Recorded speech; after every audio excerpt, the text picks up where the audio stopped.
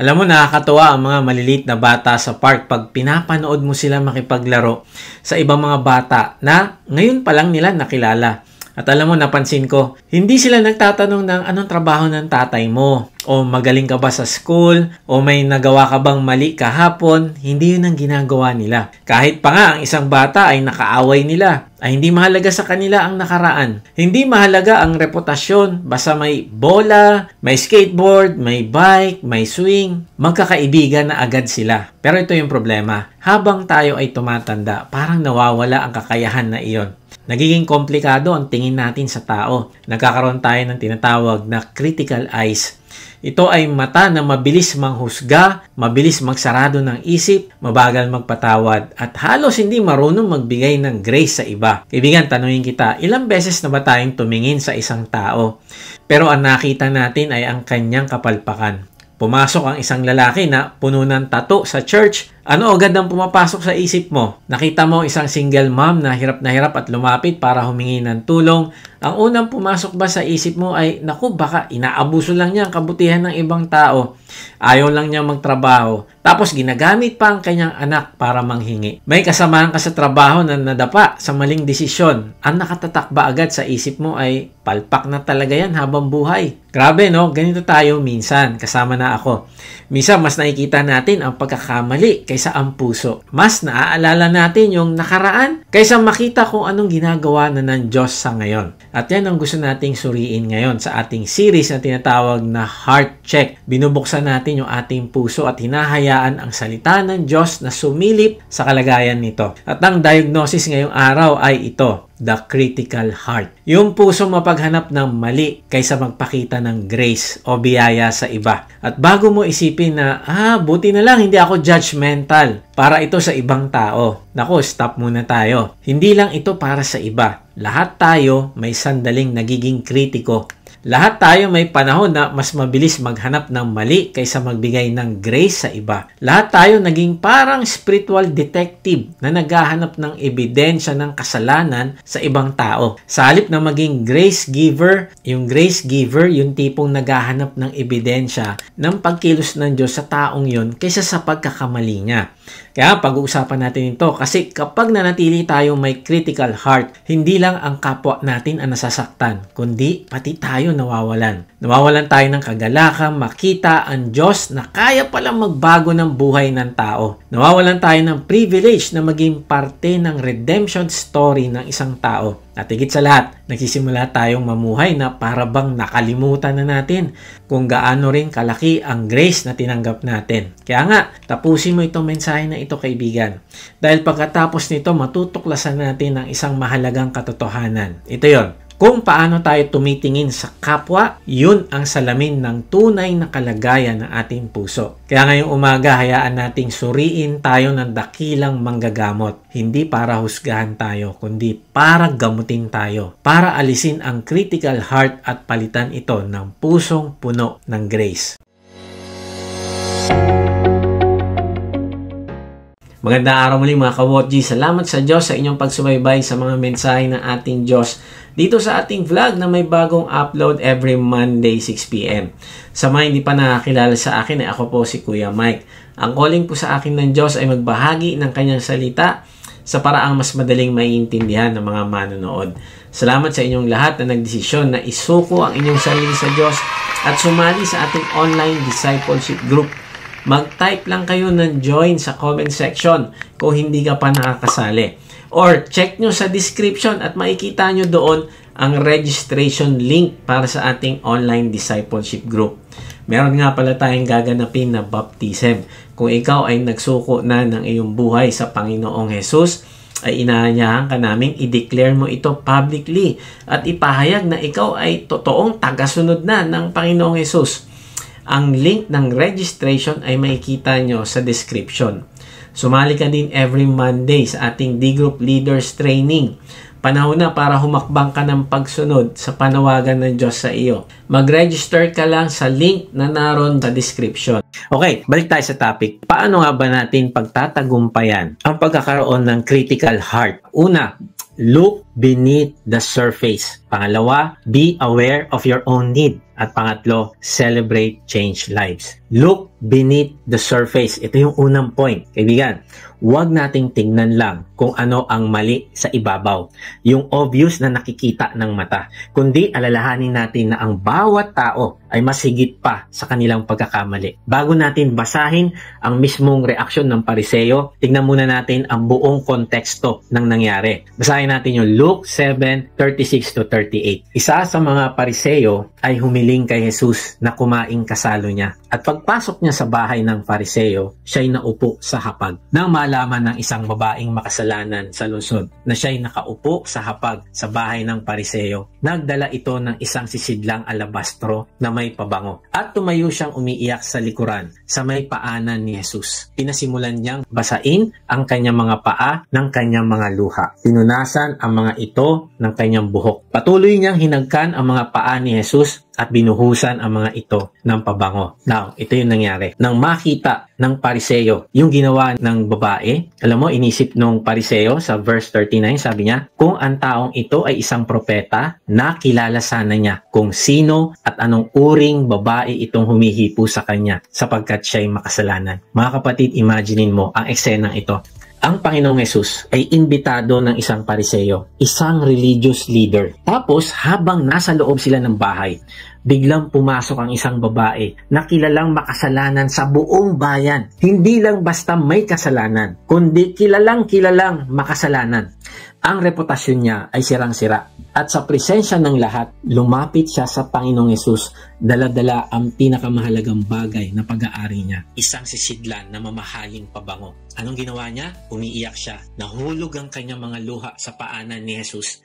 Pinunasan niya ang paa ng Panginoon gamit ang kanyang buhok. Hinagka niya din ito ng paulit-ulit at binuhusan pa ng mamahaling pabango. Mga kapatid, ito ay eksena ng matinding pagsuko at pagsamba. At habang ang lahat nakatingin sa kanya bilang isang makasalanan, ang ginawa niya ay para bang sinasabi niya, Lord, wala na ako itatago. Buong puso ko, buhay ko, luha ko ay ibinibigay ko sa iyo. Isang makasalanan, sumusuko sa paanan ng Panginoon at gustong magbago. Pero ano ang naging reaksyon ng Pariseo? Lucas 7:39, nang makita ito ng Pariseo na nag-anyaya sa kanya, ay sinabi nito sa kanyang sarili, kung ang taong ito ay isang propeta, nakilala sana niya kung sino at anong uring babae itong humihipo sa kanya sapagkat siya'y makasalanan. Alam mo, nakakalungkot. Kasi nakita ni Simon, yung Pariseo, nakita niya ang eksena. Pero hindi niya nakita ang puso. Ang nakita lang niya ay ang label na makasalanang babae. Para sa kanya, tapos na ang usapan. Makasalanan siya eh. Wala nang pag-asa. Period. Ibigay, nakikita mo ba ang problema dito? Si Simon ay nakatingin sa babae, pero hindi sa ginagawa ng Diyos sa babae. Nakatingin siya sa nakaraan ng babae. Nakatingin siya sa kasalanan, pero hindi sa potential. Kaibigan, ilan kaya sa atin ang may ganitong critical heart? May kaibigan ka bang dati na lasenggo, kaya kahit nagsisimula na siyang magbago, ang nakikita mo pa rin ay ang nakaraan niya. Wala nang pag-asa yan. Naku, grabe ang tao na yan. May kamag-anak ka bang nagkamali noon, kaya kahit lumalapit na siya kay Lord, ang tingin mo pa rin ay wala nang pag-asa yan? Ganyan talaga yan. O baka sa trabaho may kasamahan kang palpak dati, pero ngayon, pinapanday na siya ng Diyos. Ang tanong, nakikita mo ba ang grace o nakikita mo lang ang kapalpakan niya?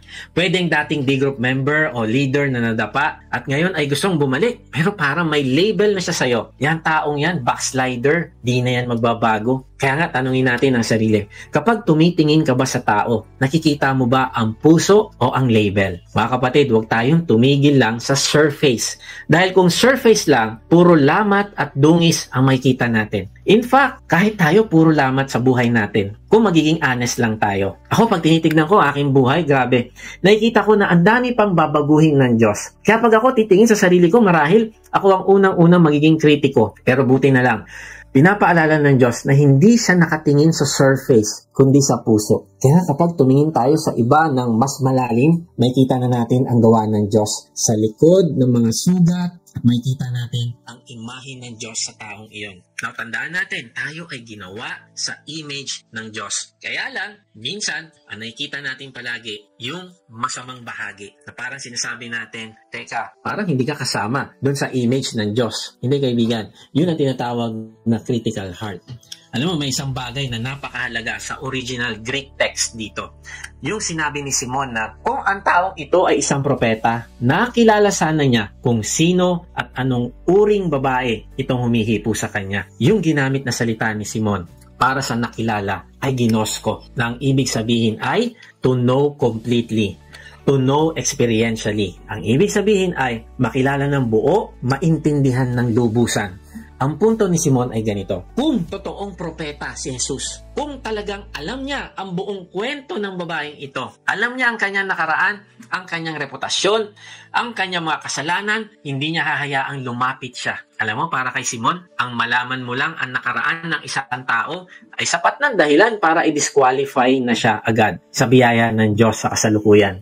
Grabe, no? Para kay Simon, kung masama ang nakaraan mo, tablado ka na sa akin. Di tayo pwedeng magsama kahit kailan. Pero kaibigan, dito nagkamali si Simon. Bakit? Kasi iba ang puso ng Panginoong Yesus. Siya ay gracious. At hindi siya nakatingin sa ibabaw o panlabas, kundi nakatingin siya sa puso. Akala ni Simon, kapag nalaman ng Panginoong Yesus ang kasalanan ng babae, hindi na siya makakalapit sa Panginoon. No, alam na alam ng Panginoong Yesus kung sino ang babae. Kilala niya kung sino siya. Alam ng Panginoong Yesus ang kanyang kasaysayan. Alam niya ang kanyang kasalanan at kahihiyan. Kagaya mo, kagaya ko, alam ng Panginoong Yesus ang pinagdaanan natin. Wala tayong matatago sa Kanya. Pero napakabait ng Panginoon. Pinulot tayo sa putikan. Nilinis tayo, pinatawad tayo. Hindi niya sinabing, abdumi mo, huwag ka sa akin dumikit. Huwag ka sa akin lumapit. Hindi. Sinabi ng Diyos, lapit ka sa akin. Mahal kita. Kaya kita linisin. Kaya ko baguhin ang buhay mo. At yun, kaibigan, ang dapat natin maging mata kaysa sa pagkakaroon ng critical eyes. Alam ng Panginoon yung reputasyon at failures ng babae, pero hindi siya kinikriticize ng Panginoon, kundi tinanggap niya ang babae. Bakit? Kasi nakatingin ng Panginoon sa puso at potential at hindi sa nakaraan na kasalanan. Nakita ng Panginoong Yesus ang puso ng babae, nakita niya ang pagsisisi, nakita niya ang pananampalataya, at higit sa lahat, nakita niya ang future ng babae na kaya siyang baguhin ng grace ng Diyos. Yun ang hindi nakita ni Simon. Kaya kaibigan, ang tanong ko sa iyo, ikaw ba ay binago ng grace ng Diyos? Ako, masasabi ko, binago ako ng grace ng Diyos. At kung binago ako ng grace ng Diyos, yung mga taong ang tingin ko parang walang pag-asa, iibahin ko rin ang pagtingin sa kanila. Hindi ako dapat maging critical sa kanila kasi kaya silang baguhin ng grace ng Diyos. At yun ang hindi nakita ni Simon. Bakit? Kasi siya mismo ay hindi pa nakakatanggap ng grace ng Diyos. Kaya nga, magiging gracious lang tayo sa iba kung natanggap natin mismo ang grace ng Diyos. Kung nakita natin yung sarili nating bankrupt at tumanggap tayo ng grace ng Diyos, saka lang tayo magiging gracious din sa iba.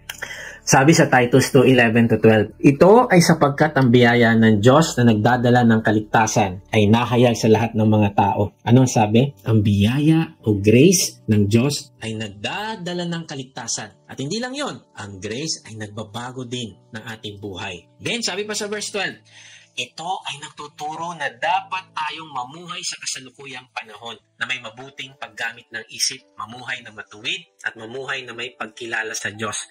Mamuhay tayong tumatanggi sa hindi pagkilala sa Diyos at makamundong pagnanasa. Kaibigan, ang biyaya ang magsasanay sa atin na mamuhay ayon sa kalooban ng Diyos. At itong potential na ito na pagbabago ang nakita ng Panginoong Yesus doon sa babae. Kaibigan, kung nais mo magdala ng kaluluwa sa Diyos, ay hindi ka titingin sa kasalanan ng isang tao. Titingnan mo siya sa kanyang potential na magbago kung masusumpungan niya ang grace ng Panginoon. Dahil yun ang magbabago sa kanya. Huwag mo siyang sukuan. Dahil sa isip mo ay wala na siyang pag-asa, kundi patuloy kang gumawa ng paraan upang makilala niya ang Panginoon at maranasan ang grace na nagpapabago ng buhay. Habang si Simon nakafocus sa kasalanan ng babae, ang Panginoong Yesus nakafocus naman siya sa nilalaman ng kanyang puso, nakafocus ang Panginoong Yesus sa pagbabagong gagawin niya. Kaibigan, imagine mo ito.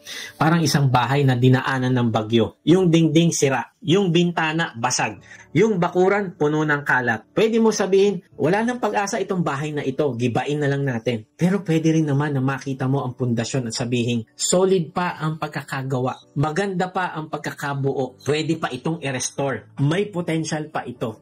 Ganito tinitignan ni Simon at ng Panginoong Yesus ang babae. Si Simon, nakita lang ang sira. Si Jesus, nakita ang possibility ng restoration. Alam mo, by God's grace, ay nagpapasalamat ako sa aking D-group leader at sa mga kasama ko sa D-group. Alam nila kung gaano kasama ang aking past at alam nila ang aking buhay noon na makasalanan. Pero hindi sila huminto dito. At may time pa nga na habang nanghihingi ako ng payo sa aking D-group leader, siya ay nagkakape. Ako naman, ang order ko ay beer. Pero alam mo, hindi niya ako kinondena at tinignan na wala nang pag-asa ang taong ito. Sayang ang oras ko sa kanya. No, hindi. Tinignan niya ako sa potential ng kayang gawin ng Diyos sa buhay ko. Alam mo kung naging critical yung aking D-group leader, baka wala ako ngayon. Alam mo kung saan siya nakatingin? Doon siya nakatingin sa aking potential. Doon sa kayang gawin ng Diyos sa akin at hindi sa aking mga pagkakamali. Kaibigan, paano mo tinitignan ang mga taong nasa paligid mo? Nakikita mo ba ang potential nila? O nakikita mo lang kanilang mistakes at issues sa buhay? Ayoko na yan. Ayoko na kasama yan, taong yan. Magiwahiwalay tayo. Bahala ka sa buhay mo. Huwag mo ko pakialaman, di kita papakailaman. Kaibigan, kung di tayo mag-iingat, ay ganito rin tayo minsan. Kapag may nakita tayong tao na wasak ang buhay, sirang-sira ang testimony, parang automatic ang verdict natin. Wala na yan. Wala nang pag-asa. Huwag na pag-aksayan ng panahon niya. Pero ang Panginoong Hesus, kahit ganoon ang itsura sa ibabaw, nakikita niya pa rin ang puso. Nakikita pa rin ang pwedeng mangyari kapag ang isang tao ay tunay na lumapit at sumuko sa kanya. Tanungin mo ito sa sarili. Kapag tumitingin ka sa tao, ang nakikita mo ba ay storm damage o ang restoration potential? Kaibigan, look beneath the surface. People are more than their mistakes. Kapag tayo ay nagkakaroon ng critical heart, nagiging surface level evaluators tayo. Ang nakikita lang natin ay yung obvious flaws, yung mga public mistakes, yung kapalpakan na alam ng lahat. Pero doon lang tayo tumitigil. Ang Panginoong Hesus iba. Tinatawag niya tayong tumingin ng mas malalim na wag lang makita ang pagkabagsak kundi makita rin ang potential ng isang tao. Kung paano ang biyaya o grace ng Diyos ay kikilos sa Kanya para mapatupad ang potential na yon. Bakit? Dahil bawat tao, kahit gaano kasira sa ibabaw, ay isang magandang story pa rin yan na kayang ayusin ng Diyos sa bandang huli. At dito pumapasok yung hamon. Handa ka bang makita ang tao hindi lang sa kanyang nakaraan, kundi sa posibilidad ng kanyang hinaharap sa Diyos? Alam nyo, may isang pangyayari sa Landisville, Pennsylvania, noong February 1991. Isang 14-year-old na binata, si Kit Weaver, ang gumulat sa buong komunidad. Ginawa niya ang hindi maiisip ng sino man. Pinatay niya ang kanyang mga magulang at kapatid sa loob mismo ng kanilang bahay. Isipin niyo, isang teenager, anak mismo ng pamilya, gumawa ng ganoong krimen. Nakakakilabot na balita ito sa kanilang buong bayan. At gaya ng natural na reaksyon ng tao, halos lahat ay tumingin kay Kit na iisa lang ang nakikita. Ano yun? Dahil si Kit ay isang mamamatay tao, isang halimaw, isang walang pag-asang tao. Sa mata ng karamihan, tapos na ang kanyang kwento. Mabubulok yan dapat sa bilangguan. Pero dito pumapasok ang nakakagulat na bahagi ng kwento. Ang Landisville Mennonite Church, yung local na church sa kanilang lugar, ay gumawa ng kakaibang desisyon. Habang ang mundo ay nag-label sa kanya bilang monster, ang mga kapatiran ng Landisville ay tumingin beneath the surface. Hindi lang nila nakita ang krimen, nakita nila ang isang batang wasak, sugatan, desperado sa biyaya o grace ng Diyos. Alam mo kung anong ginawa nila? Tinulungan nila linisin ang mismong bahay kung saan naganap ang krimen. Nag-organize sila ng legal support committee para may sumuporta kay Kit sa kanyang kaso. At lumikha sila ng isang pondo na tinawag nilang 70 times 7 Fund. Ang pinanggalingan nito ay ang katuruan ng Panginoong Hesus tungkol sa walang hanggang pagpapatawad. Ang pondo ay para tulungan si Kit sa kanyang pang-araw-araw na pangailangan. At ito ang mas kabangha-bangha. Mahigit 30 years na ang lumipas, pero tuloy pa rin ang grace nila kay Kit. 4 na member ng simbahan ang regular pa rin bumibisita sa kanya sa bilangguan. Yung pondo, patuloy pa rin ginagamit para sa kanyang mga pangangailangan. At si Kit, hindi na siya yung 14-year-old na pumatay sa pamilya niya. Sa loob ng bilangguan, pinili niya magbago. Nagtapos siya ng master's degree in criminal justice. Naging certified peer support specialist. Nagtuturo din siya ng gitara sa ibang inmates. At higit sa lahat, ilang taon matapos pumasok sa kulungan, nabaptize siya at tinanggap ang Panginoong Hesus bilang kanyang Panginoon at tagapagligtas. Ngayon, member siya ng Landisville Mennonite Church. Si Nancy Stoffer, isa sa mga tumulong kay Kit, nagsabi, "He is more responsible, more mature, and more aware of the impact of his actions." At si Ann Martin, tumingin sa kanya bilang parang sariling anak. Sabi niya, He was so young. My kids were the same age. And for me, it was just my mother's heart. Mga kapatid, ito ang totoong larawan ng looking beneath the surface. Isang church na tumingin hindi lang sa kasalanan, kundi sa possibility ng grace o biyaya. Isang church na tumangging hayaan na lang na ang madilim na bahagi ng isang tao ang mag-dictate ng kanyang buhay. Kaibigan, paano ka tumitingin sa iyong kapwa? Kapag may nakitang pagkakamali, tapos na ba agad ang kwento? O marunong ka bang tumingin beneath the surface at makita na ang bawat tao ay isang nilalang na pwedeng baguhin ng biyaya ng Diyos? O maaaring may kasama ka sa opisina na parang ang daming sinasabi na nakaka-offend sa'yo. And minsan inisip mo na lang, wala namang pag-asa to eh. Wala namang pag-asa to na makilala niya si Lord. So ako din, mag-iiba na rin ako ng treatment sa kanya. Kaibigan, look beneath the surface. Ngayong linggong ito, gusto kitang hamunin na mag-practice ng looking beneath the surface. Paano? Kapag may tao na naka-offend sa'yo o nainis ka o nagalit ka kasi palagi ka na lang sinasaktan. Kapag may kakilala ka na alam mo ang madilim na nakaraan niya, kapag may taong paulit-ulit na nagkakamali, huminto ka sandali at itanong mo sarili, ano kayang nakikita ng Diyos sa taong ito na hindi ko nakikita? Kaibigan, simulan mong hanapin ang ebidensya ng pagkilos ng Diyos at hindi ang ebidensya ng kanilang pagkadapa at pagkakamali. Kapag may nagkamali, ang isipin mo, Lord, ano po yung ginagawa mo sa kanyang buhay? At ano din ang ginagawa mo sa akin? Anong tinuturo mo sa akin? Bakit ako nasasaktan? Bakit ako hindi makapagpatawad? Anong tinuturo mo sa akin? Bakit ako critical sa kanya? Bakit ako judgmental sa kanya? Ano pong tinuturo mo sa akin? Turuan mo ako makita beneath the surface. Alam ko, kayang baguhin ng grace mo ang aking puso at kaya mo ding baguhin ang puso niya sa pamamagitan ng grace mo. Kaibigan, kung hindi ka titingin beneath the surface, kung mananatili kang humuhusga base sa pinakamasamang sandali ng ibang tao, hindi lang sila ang nasasaktan, ikaw mismo ang nagre-reveal kung anong klase ng puso ang mayroon ka. Kung ito ay kapos o hindi pa nakakatanggap ng grace ng Diyos. Kung mananatili kang tumitingin sa panlabas, ay pinapakita nito na nakalimutan mo na kung gaano ka rin pinatawad ng Diyos.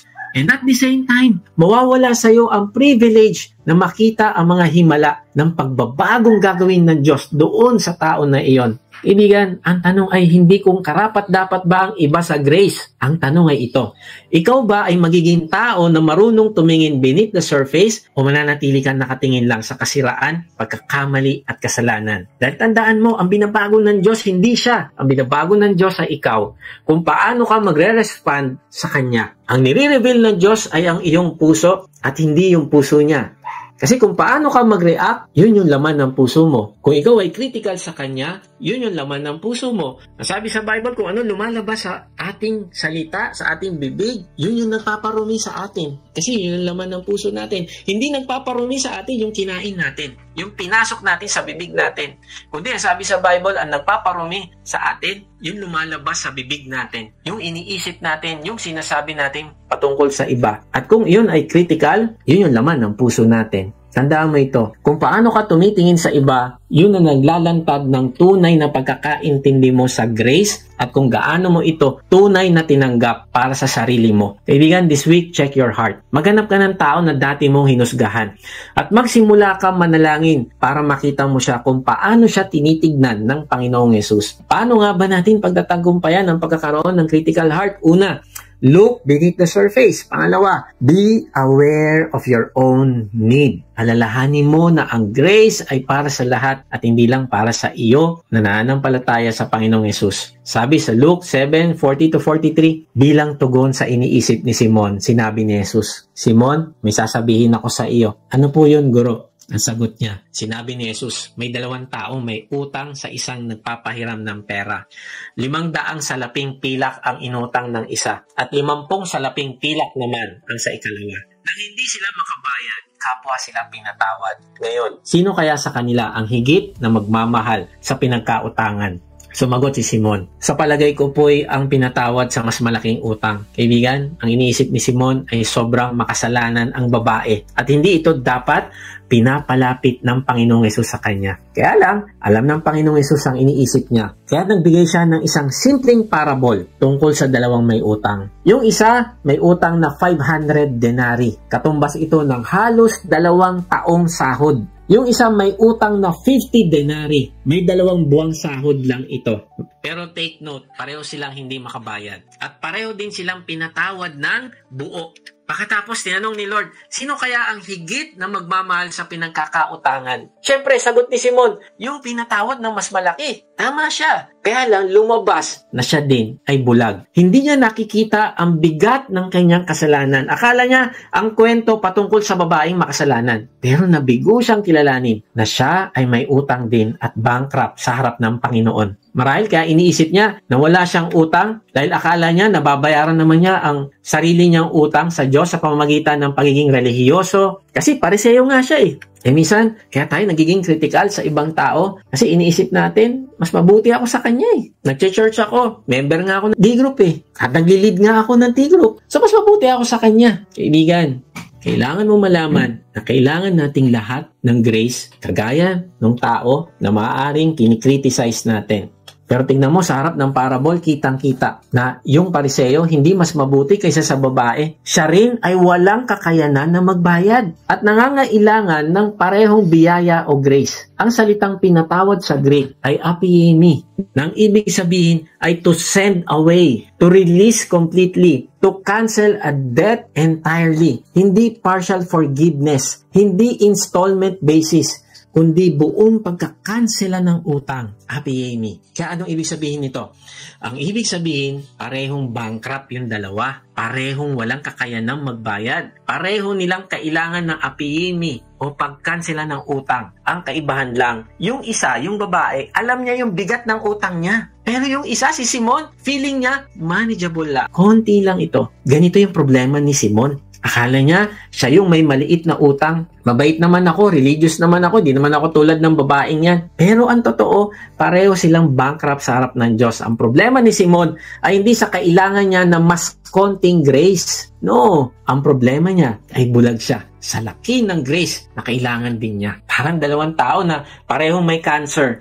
Yung isa, stage 4. Halatang halata sa kanya kasi mahina, may hirap na hirap. Ramdam na ramdam niya na mamamatay na siya kung hindi siya magpapagamot. Yung isa naman, stage 4. Pero nagpakaramdam niya malakas sa walang sakit.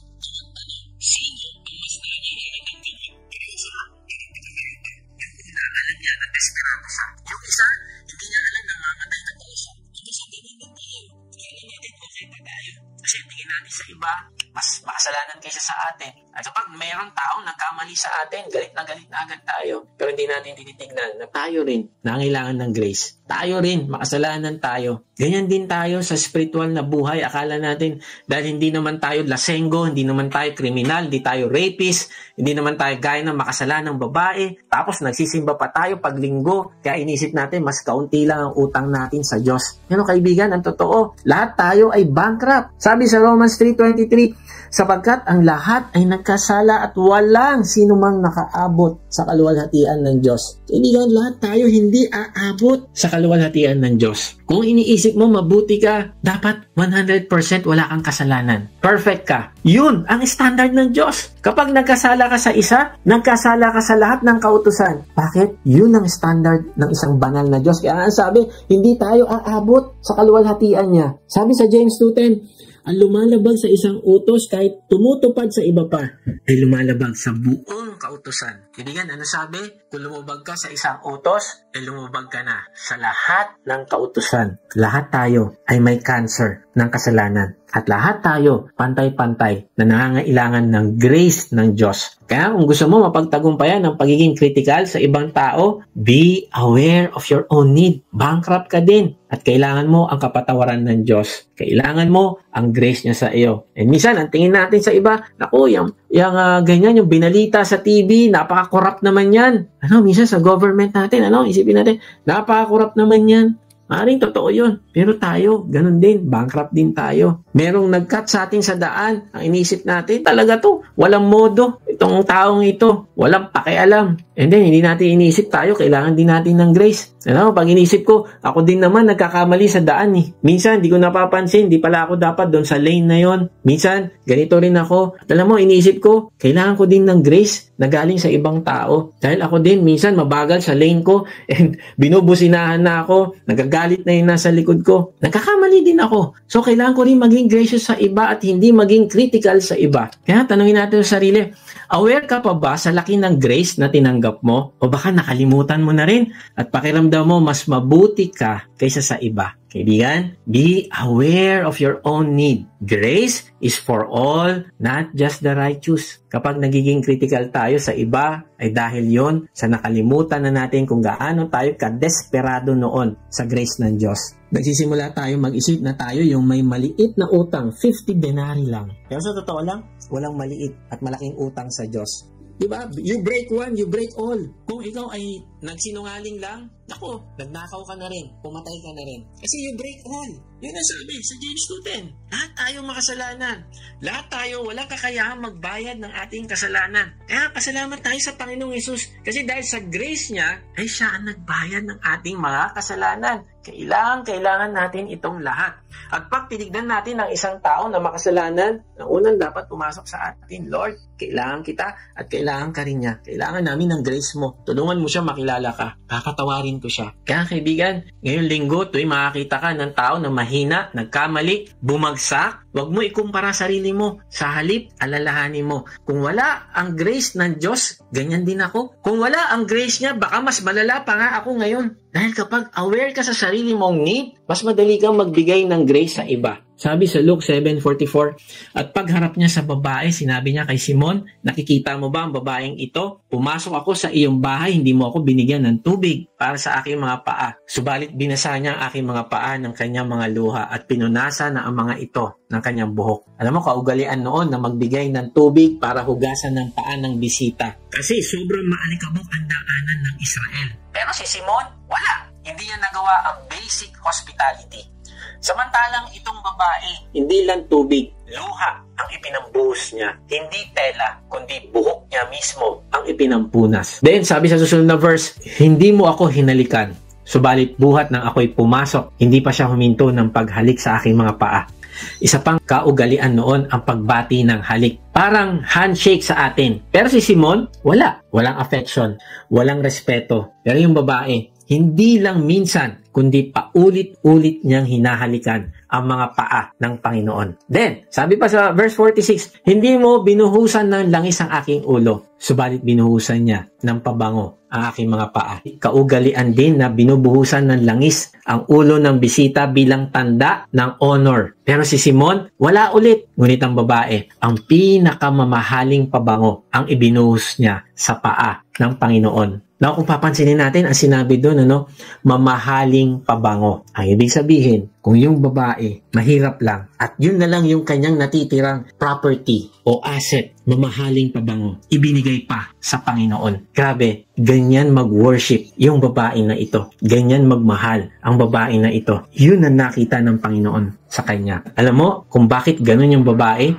Dahil sa grace na ipinakita ng Panginoon sa kanya. Kaya sabi niya, verse 47, kaya sinasabi ko sa inyo, ang marami niyang kasalanan ay pinatawad na sapagkat siya ay nagmahal ng malaki. Subalit ang pinatatawad ng kaunti ay nagmamahal ng kaunti. Ano ang point? Hindi maliit ang kasalanan ni Simon, kundi maliit ang tingin niya sa grace. Akala niya kaunti lang, kailangan niyang kapatawaran. Pero yung babae, dahil alam niya kung gaano kalalim ang kanyang utang, alam niya kung gaano kalaki ang pangailangan niyang mapatawad, ay mas malaki ang kanyang pagmamahal. Kapatid, minsan ganyan din tayo. Nakikita natin ang mga makasalanan na panlabas. Adik, rapist, kriminal. Iniisip natin, mas grabe sila. Pero kung tutusin, pare-pareho tayong walang kakayanang bayaran ng Diyos. Imagine mo itong kwento, may isang mayamang negosyante na tumutulong sa kanyang mga empleyado. Dalawa ang lumapit sa kanya na may utang. Ang isa si Miguel, isang janitor nangutang siya ng 50,000 para sa gamutan ng anak niyang may cancer. Kahit 2 trabaho pa gawin niya, hindi niya kayang bayaran ito. Ang isa naman si Robert, isang vice president. Nangutang siya ng 5,000 para sa family vacation. Pero dahil sa maling investment, hindi rin siya nakabayad. Pareho silang walang maibabayad. Pareho silang nakatungo, nahihiya, desperado. At ito ang ginawa ng amo. Sabi ng amo, kakanselahin ko ang parehong utang. Wala na kayong babayaran. Sino ang mas nagpasalamat? Si Miguel. Lumuha, halos hindi makapaniwala, ikinuwento niya sa lahat ng katrabaho niya ang kabutihan ng amo niya. Si Robert, nagpasalamat din. Pero parang walang gaanong epekto. Sa isip niya kasi, buti na lang maliit lang ang utang ko. Mga kapatid, parehong bankrupt ang dalawa. Parehong walang kakayahang magbayad. Pero ang naging kaibahan, yung awareness nila sa laki ng utang nila at sa lawak ng grace na ibinigay ng Diyos sa kanila. Kapatid, nakikita mo ba talaga kung gaano kalaki ang pinatawad sa iyo ng Diyos? O pakiramdam mo, maliit lang ang utang mo. Tandaan mo, kung maliit, ang tingin mo sa kapatawaran na tinanggap mo, maliit din ang pagmamahal na maibabalik mo sa Diyos. Ito yung katotohanan. Kaya nga, magiging burden sa iyo lahat ng gagawin mo. Magiging burden sa iyo yung paglilingkod, magiging burden sa iyo yung pag-worship, magiging burden sa iyo na talagang ma-delight ka sa presence ni Lord na araw-araw kakausapin mo siya. Magiging burden sa iyo yun. Kasi maliit na pagmamahal lang may babalik mo sa Kanya. Kasi ang tingin mo, konti lang naman ang kailangan kong grace. Di naman ako kagaya dyan. Wala naman ako inaagrabyadong kapitbahay. Kapag maliit ang pagmamahal na maibabalik mo sa Diyos, kaibigan, magkakaproblema ka sa paglilingkod sa Kanya. Magkakaproblema ka sa worship mo sa Kanya. Naalala mo ba ang isa pang parable, yung prodigal son? Hiningi ang mana sa kanyang tatay na buhay pa. Lumayas! Nilustay ang kayamanan, pero nung nagsisi at bumalik, anong ginawa ng ama? Tinanggap siya. Buong yakap at nag-celebrate ng malaking handaan para sa kanyang pagbabalik. Kaya lang, ito yung problema. May isa pang anak. Sabi sa Lucas 15:28-30, nagalit ang panganay at ayaw niyang pumasok sa bahay. Pinuntahan siya ng kanyang ama at pinakiusapan. Ngunit sumagot siya, pinaglingkuran ko kayo sa loob ng maraming taon at kailanmay hindi ko kayo sinuway. Ngunit ni minsay hindi ninyo ako binigyan ng kahit isang maliit na kambing para magkasayahan kami ng aking mga kaibigan. Subalit nang dumating ang anak ninyong ito na lumustay ng inyong kayamanan sa masasamang babae, ipinagpatay pa ninyo siya ng pinatabang guya. Pansinin natin kung ano lumabas sa puso ng panganay na anak. Marami tayong matututunan dito.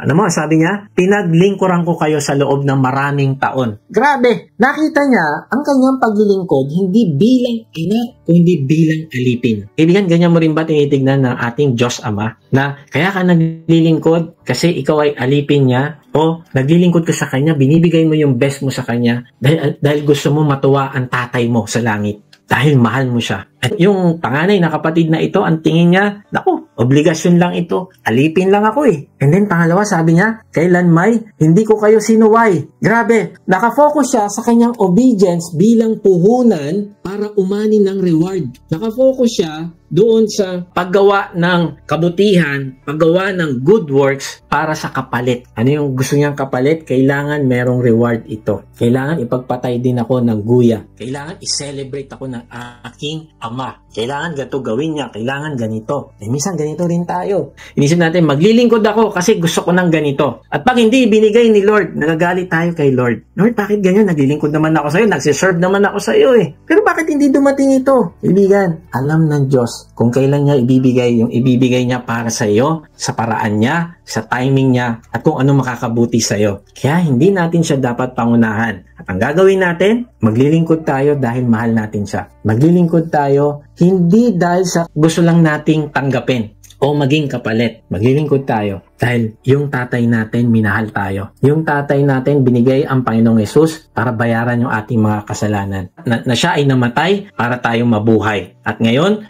yung buhay natin, ibibigay natin para sa Kanya. Then, ano pa sabi ng panganay? Sabi niya, hindi ninyo ako binigyan. Nakaramdam siya ng entitlement. Parang karapatan niya ang bigyan siya ng biyaya ng Ama. Alam mo kaibigan, ito yung katotohanan. Walang utang na loob sa atin ang Diyos. Kung naglilingkod tayo sa Kanya, wala siyang utang na loob sa atin. Tayo ang may utang sa Kanya. Binayaran niya ang lahat ng ating kasalanan. Tayo ang may utang sa Kanya. Tapos sabi pa niya, nung panganay, ang anak ninyong ito. Grabe, no? Hindi niya matawag na kapatid ang kanyang sariling kapatid. Wala siyang awa, wala siyang kagalakan sa pagbabalik ng kapatid. Critical. Mga kapatid, ito yung katotohanan. Ang panganay na anak, ang larawan ng mga tao, akala nila dahil sa moralidad nila, dahil sa mabuting gawa nila, mas kaunti lang ang pangailangan nila ng grace. Siya ang larawan ni Simon na Pariseo. At kapag ganito tayo, magiging critical tayo sa iba. Kaibigan, sino ka dito? Yung bunsong anak na halatang desperado, naramdaman niya ang bigat ng kanyang kasalanan at buong saya niyang tinanggap ang kapatawaran? O yung pangalawa, yung panganay na anak, napakiramdam niya, small debtor lang siya. Pero dahil hindi niya nakita ang sarili niyang need, naiwan siya sa labas ng kasayahan. Pareho silang nangangailangan ng biyaya, pero isa lang ang nag-celebrate. Yung umamin na kailangan niya ang biyaya. Sino ka sa kwento? Yung bunsong anak na umamin at yumakap sa biyaya, o yung panganay na anak na akala mo sapat na ang moralidad mo kasi active ka sa paglilingkod pero bulag ka sa sarili mong pangangailangan? Kaibigan, be aware of your own need. Ang grasya ay hindi lang para sa mga mukhang makasalanan. Lahat tayo ay bankrupt. Ang kaibahan lang, alam mo ba? Inaamin mo ba? O bulag ka pa rin, gaya ni Simon at ng panganay na anak? Alam mo, kaya minsan sa D-group, setting, minsan kaya wala tayong ma-share. Minsan kaya ang palaging sinishare natin, ito, oo, dapat ganyan kasi yung ibang tao, dapat ganito sila. Minsan kaya tayo ganun mag-share kasi hindi natin nakikita yung sarili natin. Kaya nga, na-amaze ako at na-appreciate ko yung mga members na talagang honest. Yung sinasabi nila na, alam mo, na-realize ko na ako pala, dapat ginagawa ko ito kasi ganito ako. Kaibigan, ganito dapat tayo. Alam natin na kailangan natin ng grace ng Diyos. Ngayong linggo, huminto ka. Suriin mo yung sarili. Kapag may tendency ka tumingin pababa sa iba, itanong mo, Lord, baka nakalimutan ko na rin kung gaano kalaki ang pinatawad mo sa aking kasalanan. Dahil ang taong tunay na aware sa laki ng kanyang utang, siya rin ay nagmamahal ng malaki. Sabi ni Tim Keller, the gospel is this: we are more sinful and flawed in ourselves than we ever dared believe. Yet, at the very same time, we are more loved and accepted in Jesus Christ than we ever dared hope. Kaibigan, lahat tayo ay 500 denarii debtors. Lahat tayo ay spiritually bankrupt. Lahat tayo ay desperadong nangangailangan ng grace. At bawat segundo na maisip natin na mas kaunti ang pangailangan ko ng grace kaysa sa iba, doon natin pinapakita na hindi talaga natin naiintindihan ng grace. Alalahanin natin ito. Ang taong hindi nakakaunawa kung gaano siya pinatawad, hindi rin siya makakapagbigay ng grace sa iba. May nagsabi din, the critical heart always belongs to someone who has forgotten their own need. The gracious heart always belongs to someone who remembers they're a debtor too. Paano nga ba natin pagtatagumpayan ng pagkakaroon ng critical heart? Una, look beneath the surface. Pangalawa, be aware of your own need. At pangatlo, celebrate change lives. Huwag mo palampasin na makita yung ginagawa ng Diyos sa ibang tao. I-appreciate mo ito. Sabi sa Luke 7:48-50, at sinabi niya sa babae, pinatawad na ang iyong mga kasalanan. At ang kanyang mga kasalo sa pagkain ay nagsimulang magtanong sa sarili, sino ba itong nangangahas na magpatawad ng kasalanan? Ngunit sinabi ni Jesus sa babae, iniligtas ka ng iyong pananampalataya, umuwi ka na. Kaibigan, ito ang nakakamangha dito. Pansinin ninyo, hindi bumulong ang Panginoong Yesus ng palihim. For sure, alam niya, iniisip ng marami. Alam niya kung gaano sila ka-critical. Pero tingnan mo, hindi niya tinago sa lahat, kundi dineclare niya ng malakas sa harap ng lahat ng tao na ang babae ay pinatawad na. At ginamit ulit ang salitang apiemi sa Greek. Hindi ito partial forgiveness, hindi ito probationary grace, hindi ito trial period, kundi buo, kumpleto, walang bawas, walang kulang. At syempre, nagulat yung mga kasalo sa hapag. Sabi nila, sino ba itong nangangahas na magpatawad ng kasalanan? Dahil alam nila, tanging Diyos lang ang may kapangyarihan na magpatawad. Tama naman sila. Pero ang problema, hindi nila nakilala ang Panginoong Yesus na Diyos. Kaya yung sinabi ni Lord dito, hindi lang para purihin ang babae. No, ito ay isang divine declaration. Ang Panginoong Yesus mismo ang nagpakita na siya ang Diyos na may kapangyarihang magpatawad. Pinatawad niya lahat ng kasalanan ng babae. Ang ibig sabihin, siya ay niredeem, niligtas. Now, ito yung pinakamaganda. Sabi niya sa babae, iniligtas ka ng iyong pananampalataya. Umuwi ka na. Sa Greek, ang ibig sabihin, go into peace. Hindi lang umalis ka may kapayapaan, kundi pumasok ka na sa bagong tahanan ng kapayapaan. Yun talaga yung ibig sabihin nito. Ibig sabihin, si Lord ay hindi lang basta nagbigay ng peace na bit-bit niya. Hindi lang yon, kundi nilagay niya yung babae sa isang bagong realidad na meron na siyang kapayapaan sa Diyos. Hindi na siya kakaba-kaba. Lord, paano na ako? Pag ako ba nawala dito sa mundong ito, makakasama pa ba kita sa langit? Lord, may pag-asa pa ba ako? Hindi. Nilagay na siya ng Diyos sa isang lugar na mayroon na siyang kapayapaan. Pag naisip ko noon, sabi ko, ang dumi ko, nasa dilim ako. Pero sabi sa Colossians, nung nanampalataya ako sa Panginoong Hesus, inilipat na ako mula sa kadiliman papunta sa kaliwanagan. Ganon yung dineclare niya doon sa babae. Nasa liwanag ka na. Nilipat na kita. Wala na makakapagbalik sa'yo dito sa kadiliman. Meron na siyang katiyakan na pinatawad at tinanggap na siya ng Diyos. Bago na siyang nilalang. Bago na ang kanyang buhay. Pero ito'y nakakalungkot. Habang si Lord nagdiriwang, nagsi-celebrate sa pagbabago ng babae, habang siya nagde-declare ng kapatawaran, habang siya nagbibigay ng bagong buhay na may kapayapaan, karamihan ng tao sa kwarto na yon na-miss ang isang mabuting bagay na nangyayari sa babae. Bakit? Kasi mas focus sila sa kung sino siya dati. Kaya hindi nila makita kung sino na siya ngayon. Halimbawa, maaring yung isang tao dating babaeng nabuntis ng maaga, ngayon, mabuting ina na, faithful na siyang nanay, masipag, nagtataguyod ng pamilya, pero ang nakikita pa rin ng iba yung pagkakamali niya noon, hindi yung pagmamahal niya ngayon. Pwedeng isa siyang leader dati na bumagsak dahil sa personal struggle o kasalanan, pero nagrepent na siya, bumalik na, at mas faithful na siya ngayon. Pero ang iba, ang naaalala lang, yung pagkakamali, hindi ang restoration. Kaya nga dito sa atin, sa WOTG, kung meron nagkamali, kung merong umalis, handa tayong yakapin siya pabalik. Handa tayong i-restore siya. At kung papansinin natin, hindi lang sila naging critical sa babae dahil sa kanyang kasalanan, kundi naging critical sila dahil meron silang sariling standard ng kung ano ang dapat at hindi. Sa halip na magdiwang sila dahil naging gracious ang Panginoong Hesus sa isang taong makasalanan, alam mo nangyari? Na-offend pa sila. Sumama pa loob nila. Grabe. Kasi hindi tugma sa kanilang standard of fairness kung sino ang dapat patawarin at hindi. At dahil doon, hindi nila nakita ang mismong miracle na ginagawa ng Diyos sa kanilang harapan. Parang sinasabi nila, hindi siya karapat-dapat. Hindi niya deserve ang forgiveness. Ang sama niya. Dapat nga, pinapalayas na yan dito. Halimbawa, may dalagang nabuntis out of wedlock, pero tinanggap sa church, nagpatuloy, naging tapat na discipler. Imbis na mag-celebrate, may ilan na na-offend. Bakit siya gagamitin ng Diyos? Malaki ang kasalanan niya.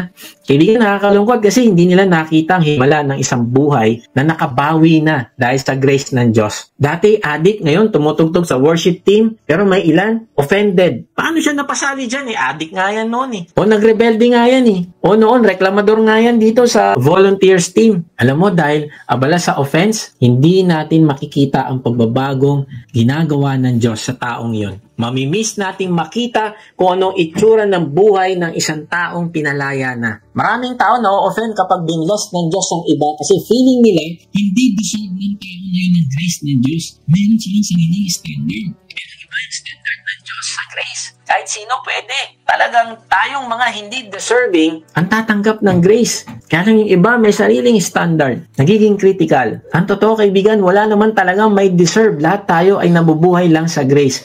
Kaya kapag nakita mo ibang tao na nakatanggap ng biyaya o grasya ng Diyos, matuwa ka para sa kanila. Makiselebrate ka. Dahil kung paano ka kinaawaan ng Diyos noon, ganon din naman ng Diyos sa iba. Alam mo kaya yung iba walang passion mag-serve kay Lord, magbahagi ng gospel. Walang passion na ibahagi yung kaligtasan sa iba kasi sila mismo parang nakukulangan sa grace ng Diyos. Sila mismo parang iniisip nila, hindi naman ganon ka-big deal eh. Kaibigan, celebrate change lives. Alam mo na ang isang taong ito babaguhin ng Diyos, kaya mo siya pabaginan ng gospel. Alam mo na ang isang taong ito meron pang pag-asa, meron siyang potential. And minsan, reklamo lang tayo ng reklamo. Bakit ganito? Bakit ganyan? Bakit ganito yung Pilipinas? Bakit ganito? Pero ang tanong, nagbabahagi ba tayo ng gospel? Ang isang tao na sinera natin ng gospel, maaaring inisip mo, anong kinalaman nito sa pagbabago ng Pilipinas? Malaki, kaibigan. Kung ginagawa lang natin yung part natin, bawat isang kaluluwa na transform. At yung kaluluwa na yun, magbabahagi din sa iba. Magdi-disciple din ng iba. Kaibigan, in 10 years time, makikita mo pagbabago ng Pilipinas. Pero kung hindi natin gagawin yung part natin, paano na lang? Kung magiging palagi na lang tayong critical, paano magbabago yung Pilipinas? Kaya nga, celebrate change lives. Don't miss God's work in others. Kapag may dating basagulero na ngayon nagbabahagi ng salita, huwag natin sabihin, pasaway yan noon. No, mag-celebrate tayo. Kapag may dating sira ang pamilya na ngayon ay inaayos ng Diyos, huwag natin tignan ang kamalian nila dati. Dapat makita natin ang himala ngayon. Huwag natin sabihin, babaero talaga yan, hindi magbabago yan, sa umpisa lang yan, gingas kugon lang yan. Kung critical heart ang dala natin, mamimiss natin ang celebration ng langit. Pero kung gracious heart ang dala natin, makakasama tayo sa handaan ng Diyos sa bawat buhay na binabago niya. Kapatid, may nakitang binabago ang Diyos? Nakikisali ka ba sa celebration? O nananatili ka sa sulok, nagdududa at nakatingin pa rin sa nakaraan? Kaya nga this week, maghanap ka ng tao na alam mo binabago ng Diyos. At imbes na ungkatin ang mga pagkakamali niya, encourage mo siya. Celebrate mo siya. Sabihin mo, kapatid, nakikita kong ginagawa ng Diyos sa iyo. At natutuwa ako para sa iyo. Bakit mo gagawin ito? Dahil ganito ang puso ng tao nakatanggap ng grace. Mga kapatid, isipin nyo ito. Nasa isang graduation ceremony ka, ang valedictorian nakatayo sa harap, nagbibigay ng speech. Kinukwento niya kung paano siya nakalampas sa napakaraming pagsubok para makarating sa araw na iyon. Ang lahat dapat ay pumapalakpak at nagdiriwang ng kanyang pagtatagumpay. Pero ano nangyari sa ibang tao sa audience? May mga bulungan. Alam mo ba, bumagsak yan sa grade 2. Narinig mo ba yung kalokohan niya nung high school? Habang dapat sila nagdiriwang ng tagumpay ng taong ito sa kasalukuyan, abala sila sa pagbibilang ng kapalpakan sa nakaraan. Nakakalungkot mga kapatid, pero ganyan ang madalas nangyayari sa church. Kahit sa church, sa pamilya, sa komunidad, sa D-group, mas busy tayong maghukay ng pagkakamali o mga bagay na ayaw natin sa isang tao kaysa mag-celebrate ng pagbabago nangyayari sa kanya. Pwedeng may kasama ka sa trabaho na hindi mo kasing galing sa pag-present, pero napaka-faithful naman niya sa trabaho. Kaya lang, instead of appreciating faithfulness, mas nakikita mo yung kakulangan niya sa presentation. Pwede ang isang kapatiran sa church na may simple o luma lang na damit, ang iba critical agad, ang baduy naman ng forma niya, may bagong pasok sa church, bakit ganyan naka-short, bakit ganyan naka-sleeveless, dapat hindi yan dito, dapat pinalalabas yan. Pero kaibigan, hindi pa nga niya kilala si Lord, pumapasok pa lang siya, gusto niya palang makinig. Huwag tayong maging critical. Bakit ganyan? Ang way ng pagsasalita ng bagong member natin dito sa D-Group, bakit ganyan siya? Dapat di siya kasali rito. Kaibigan, tignan natin ang ibang tao sa paraan kung paano sila tinitignan ng Diyos. May church member na tahimik at introvert, akala ng iba, walang pakialam o suplado, pero ang totoo, faithful siya, nagdadasal, tumutulong kahit walang nakakakita, walang nakaka-appreciate. Kaya hindi mo nakikita yung ginagawa niya kasi ang nakikita mo lang yung mali. Pero may ginagawa siya. At ang ganda ng puso niya kasi hindi niya kailangang i-announce. Pwede ang isang tao ay overweight at dito na nakafocus yung pagpuna mo. Naku, yung taong yan walang disiplina sa sarili. Pero yung ginagawa niyang kabutihan at pagmamalasakit sa iba, hindi mo pinapansin. Maaaring may bagong miyembro ng church niyo pero inisip mo, naku, kaya yan lumipat dito, nagka-problema yan sa dating church nila. At yan, magkakaproblema din tayo rito dahil sa kanya. Kaibigan, hindi ko alam kung paano tayo nagiging critical sa iba. Pero alalahanin natin na lahat tayo nangangailangan ng grace ng Diyos. Tama ba? At kung meron ka nakikita ang pagbabago na ginagawa ng Diyos sa isang tao, matuwa tayo dahil tayo rin naman nakatanggap lang ng kapatawaran at pagbabago ng Diyos. Ngayong linggo, gusto kita hamunin na maging isang transformation spotter. Okay ba yon? Imbis na laging naghahanap ng kapalpakan ng tao, hahanapin mo na ang ebidensya ng pagkilos ng Diyos sa buhay nila. Kapag may nagbabahagi ng testimony, i-celebrate mo. Kapag may kapatid na gumawa ng maliit na hakbang ng pananampalataya, i-encourage mo. Huwag mo sabihin, naku, ano ba yan? Nauungusan na ako ah. Baka maunahan niya ako. Bakit ganito? Lumalawak yung kanyang ministry. No, encourage mo siya. I-appreciate mo siya. Kapag may nakita kang paglago, i-acknowledge mo. Maging tao ka na nakakapansin at nagsiselebrate ng redemptive work ng Diyos. Kaibigan, kung nahihirapan ka mag-celebrate ng pagbabago ng iba, kung mas komportable ka pang mag-pinpoint ng pagkakamali kaysa magpuri sa kanilang paglago, kung may pagdududa ka pa kapag may nag-testify ng grace ng Diyos sa buhay nila, ay pinapakita nito na may problema sa puso mo. Critical heart. Ibig sabihin, baka hindi mo talaga na-appreciate ang grace na natanggap mo. Kasi yung taong totoong nakaranas ng kagalakan dahil siya ay pinatawad na ng Panginoon, ay siya yung unang-unang nagsiselebrate kapag ang iba ay pinatawad din. Kapag ang iba ay nakakilala rin sa Panginoong Yesus. Sila yung mga unang-unang tao magbabahagi ng gospel sa iba. Yung nakaranas ng peace at joy kasi tinanggap siya ng Panginoon kahit malaki ang kasalanan niya, ay siya yung unang pumapalakpak kapag ang iba ay nakakaranas din ng acceptance na iyon. Pero yung taong pakiramdam niya, natanggap niya ang favor ng Diyos kasi naging mabuti siya, perfect attendance sa church, volunteer sa church, alam mo, siya pa ang laging suspicious o nagdududa kapag nakakatanggap ng grace ang ibang tao. Totoo ba yan? Ano ba nagawa niyan sa ministry? Wala pa naman. Kaibigan, mali. Sa halip, celebrate, change lives. Kumusta ang puso mo? Baka ikaw ang katulad ni Simon. Maayos sa labas, relihiyoso sa anyo, pero critical sa puso. O baka naman, para kang yung mga tao sa crowd, busy sa paghusga, pero bulag sa ginagawang pagkilos ng Diyos sa buhay ng isang tao. O baka ikaw naman ay katulad ng babaeng lumapit sa Panginoong Yesus, broken, puno ng luha, desperado sa grace. Alin ka dito, kaibigan? Sabi sa Luke 7:50, ngunit sinabi ni Jesus sa babae, iniligtas ka ng iyong pananampalataya, umuwi ka na. Kaibigan, ito rin ang gustong sabihin ng Panginoong Yesus sa iyo ngayon. Iniligtas ka na ng iyong pananampalataya. Hindi ng gawa mo, hindi ng relihiyon mo, hindi ng kabaitan mo, kundi ng pananampalataya mo sa Panginoong Yesus lamang. Kaya lang kaibigan, baka ikaw ang tao nag-iisip ng ganito, Kuya Mike, di ako sigurado kung ligtas nga ba ako. Hindi ko alam kung napatawad na talaga ako sa lahat ng kasalanan ko. Hindi ko alam kung may relasyon talaga ako sa Panginoong Yesus. Kung yan ang pakiramdam mo ngayon, kaibigan, huwag mong palampasin ang sandaling ito. Ngayon na yung tamang panahon para ilagay ang pananampalataya mo sa Panginoon. Kahit nasan ka ngayon, ipahayag mo ang pananampalataya mo sa Kanya sa pamamagitan ng panalangin. Sabihin mo sa Kanya, Panginoong Yesus, inaamin ko po na ako po ay makasalanan. Patawarin mo po ako. Nananampalataya po ako na ikaw ang nagbayad ng lahat kong kasalanan sa krus. Salamat po dahil hindi ka naging critical sa akin. Kung hindi ikaw ay naging gracious sa akin. Kaya ngayon, binubuksan ko na po yung aking puso. Tinatanggap kita bilang aking Panginoon at tagapagligtas. Pumasok ka sa aking puso, ikaw na po yung manahan, ikaw na po yung umupo sa trono ng buhay ko. Simula ngayon, papalikdan ko na ang aking kasalanan at susunod ako sa iyo. Tulungan mo ako na maging gracious din sa iba.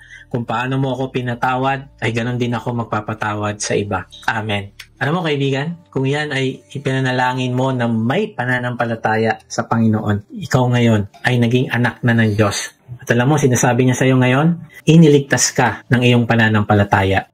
Kung sumabay ka sa panalangin natin, bilang pananampalataya pagtanggap mo sa Panginoong Yesus, mag-iwan ka sa comment section ng salitang accept para makilala ka namin at masama sa aming panalangin para sa iyong paglagawang spiritual. Kung na-bless ka naman sa message na ito, inaanya kita mag-subscribe sa aking YouTube channel upang ma-notify ka pag may bago na kaming video. Ibahagi mo din ang mensahe na ito sa iba ng mga nanghihina, nangangamba sa buhay at nasa kapigatian upang ma-encourage sila na lumapit sa Diyos na nagmamahal sa atin. Kung gusto mo namang mas makilala pa ang Diyos, sumama ka lang sa aming online discipleship group. Type mo lang ang salitang join sa comment section or check mo ang registration sa link sa description. Salamat nga pala sa mga nagsusupport sa ating ministry at kung gusto mong maging partner sa ministry na ito na magamit ka ng Diyos sa pagpapalaganap pa ng kanyang salita at pagtulong sa mga nangangailangan, ay inaanyahan kita mag-support financially sa ating gawain. Meron tayong link sa ating give page sa description. Pag hindi nyo nakita ang link, ay mag-type lang kayo ng partner sa comment section at papadala namin kayo ng link. So, paano natin mapapagtagumpayan ng critical na puso? Una, look beneath the surface. Dahil ang tao ay higit pa sa kanyang nakaraan. Pangalawa, be aware of your own need. Dahil lahat tayo ay bankrupt sa harap ng Diyos at lahat ay nangangailangan ng grace. At pangatlo, celebrate change lives. Dahil ang himala ng Diyos ay hindi dapat palampasin, kundi ipinagdidiwang. Kapatid, mula ngayon, mamili ka. Magiging critical ka ba ng kamalian ng iba o magiging saksi at kasama sa celebration ng bagong buhay na binibigay ng Diyos sa ibang tao? Tandaan mo ito, kung paano ka tumugon sa transformation ng iba, yun ang salamin ng pagkakaintindi mo sa grace ng Panginoong Yesus sa iyo. God bless po sa inyong lahat.